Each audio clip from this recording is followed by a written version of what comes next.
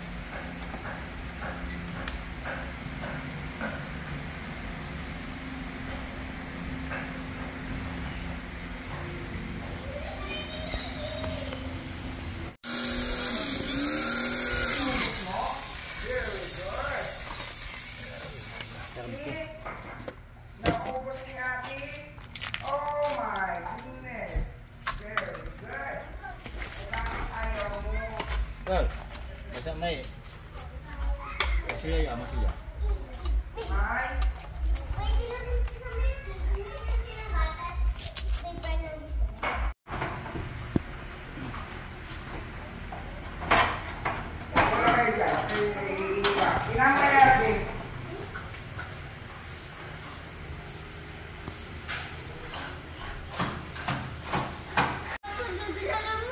Hah? Jalan ko.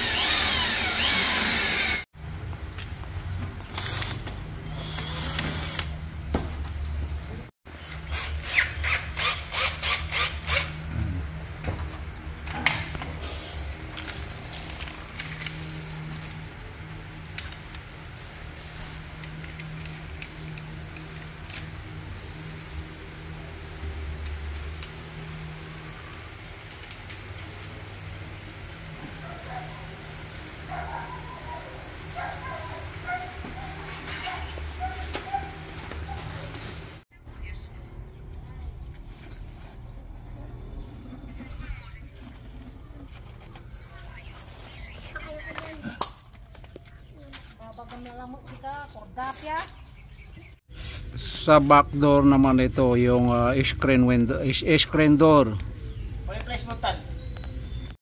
Oh, ito ang aking pamangkin na siya ang gumawa ng mga entrance screen door, harap at likod. Siya ang gumawa. Ayan po. Ito ang huling ginawa niya.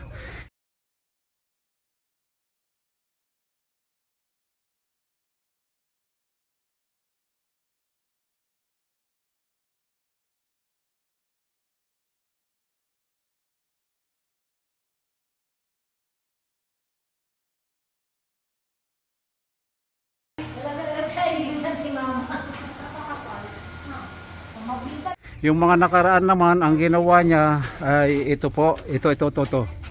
Ayan. So baling dalawang ganyan, magkabila.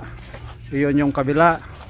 So bali ang ginawa niyang window, all window screen. Ang ginawa niyang window, ay bali 8 na 120 ang size.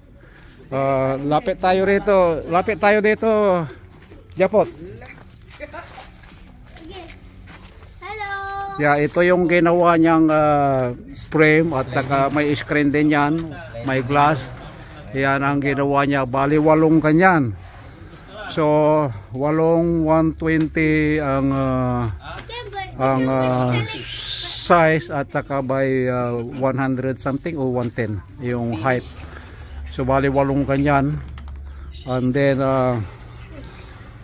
tapos dalawa yung sa harap, so 10, saka 2 window sa washroom.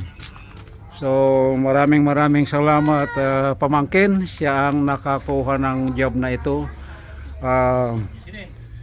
Pwede ko siyang mga may plano na magpagawa ng window glass, screen, kontakin lamang po. Pwede akong kontakin o kontakin itong aking pamangkin na si Japot Chico. so hindi sa ina-advertise ko siya, ay mga gustong magpagawa, kontakin nyo lang ang YouTube channel ko at tayo ay pupuntak sa kanya. Yung mga gustong magpagawa ng yung window, kasama na yung frame, screen, glass at saka mga door, screen door. Okay, anong masasabi mo, pamangkin? Salamat. Oh, salamat daw. Maraming salamat din sa napakagandang quality ng trabaho mo. Pinagmamalaki ka namin ng ante mo. All right, thank you so much. Good luck and God bless you and your family.